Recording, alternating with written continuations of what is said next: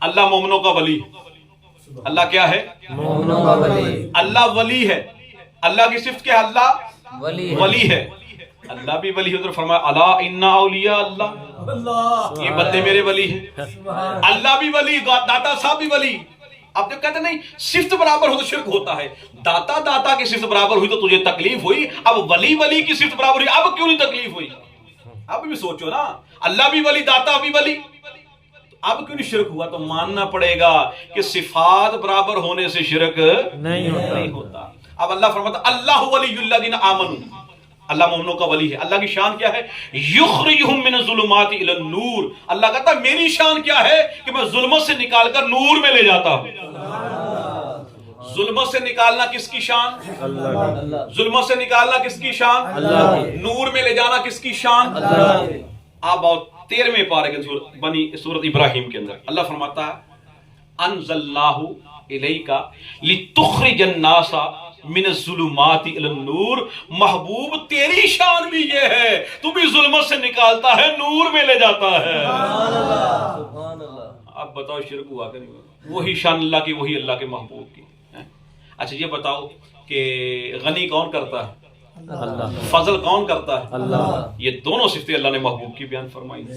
اغناہم اللہ ورسولہ من فضلہ، اللہ اور اس کا رسول اپنے فضل سے غنی کرتے ہیں۔ سبحان اللہ۔ عطا کون کرتا ہے؟ اللہ۔ محبوب بھی عطا کرتے ہیں۔ سبحان اللہ۔ ولو انہم رضوا ما آتاہم اللہ ورسولہ من فضلہ، یہی برا لگا نا کہ اللہ اور اس کا رسول اپنے کرم سے عطا کرتے ہیں۔ سبحان اللہ۔ رحیم اللہ ہے کہ نہیں؟ رؤوف اللہ ہے کہ نہیں؟ یہ دونوں صفت اللہ نے محبوب کی بیان فرمائی۔ لقد جاءکم رسول من انفسکم عزیز علیہ ما عنتم حریص علیکم بالمؤمنین رؤوف الرحیم۔ اللہ بھی رؤوف، محبوب بھی رؤوف، اللہ بھی رحیم، محبوب بھی رحیم۔ آپ بتاؤ شرک ہوا کہ نہیں؟ کتنی صفات برابر ہوگی نا یار، صفات برابر ہونے سے شرک نہیں ہوتا۔ یہ بخار چڑھا ان لوگوں کو شرک کا، کہتے ہیں شرک ہے، ایسے شرک نہیں ہوتا۔ اب دیکھو کتنی صفات، اب پاک کون کرتا ہے؟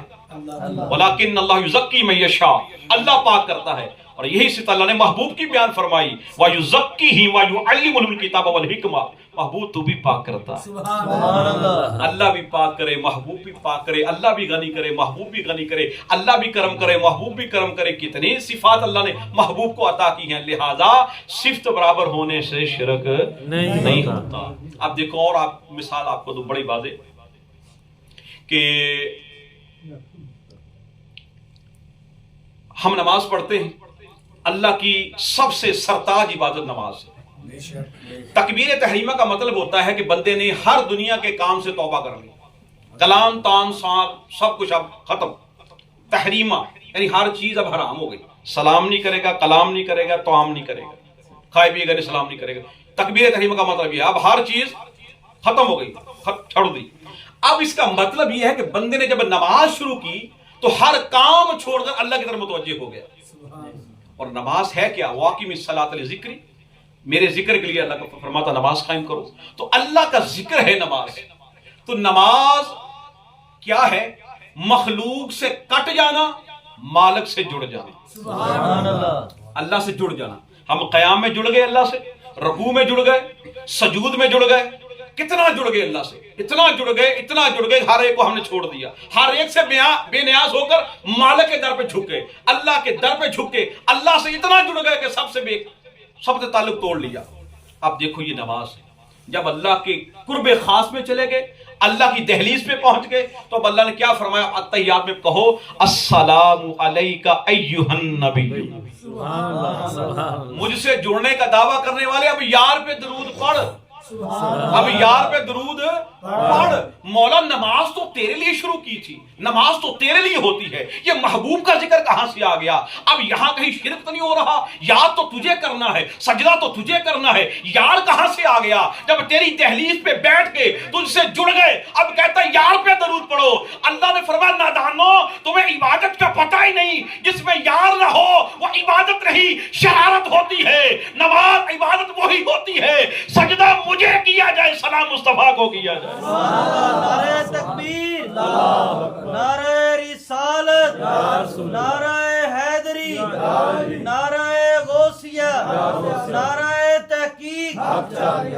अब अल्लाह ताला ने तौहीद और शिर्क बयान करने का असलूब भी बयान किया है। पहले एक और बात बताऊंगा आपको। एक सहाबी जिनका नाम हजरत हुज़ैफा बिन यमान, क्या नाम है याद रख लें, हुज़ैफा बिन यमान, इनको कहते हैं राज़दार मुस्तफ़ा। हजूर ने इनको तन्हाई में बहुत सारी राज की बातें बताई हैं, राज़दार मुस्तफ़ा।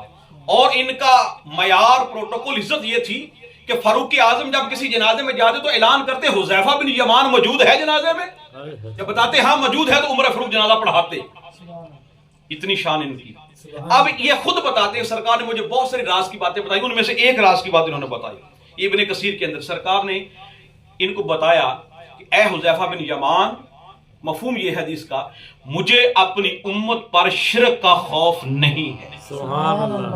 लेकिन हुज़ैफा बिन यमान, कुर्ब क़यामत में एक शख्स हाथ में कुरान लेगा और उसकी तालीमात का मदार भी कुरान पे होगा, हाथ में कुरान दिखाएगा। आजकल भी सोशल मीडिया पे ऐसे है जो कुरान दिखाते हैं कि ये 2 नंबर दुकानदारियों वाले कुरान दिखाते हैं। तो सरकार ने इशारा किया इनकी तरफ, देखो सरकार की हदीस समझो, इस हदीस को पढ़े, पल्ले बांध लो, बड़ी तवज्जो से सुनो। सरकार ने फरमाया वो कुरान हाथ में लेगा, लोगों कुरान के नाम पे बुलाएगा, आओ दर्स कुरान होगा, आओ कुरान की बात होगी, आओ कुरान की बात, तो कुरान कुरान करेगा और कुरान हाथ में लेकर लोगों कुरान की तरफ बुलाएगा। उसकी तालीम का मंशा मकसद कुरान होगा, लेकिन कुरान पीछे फेंक देगा और जो बंदा उसके सामने आएगा, उसका पड़ोसी होगा, जो नमाजी होगा ना, उसको कहेगा तुम मुशरिक हो।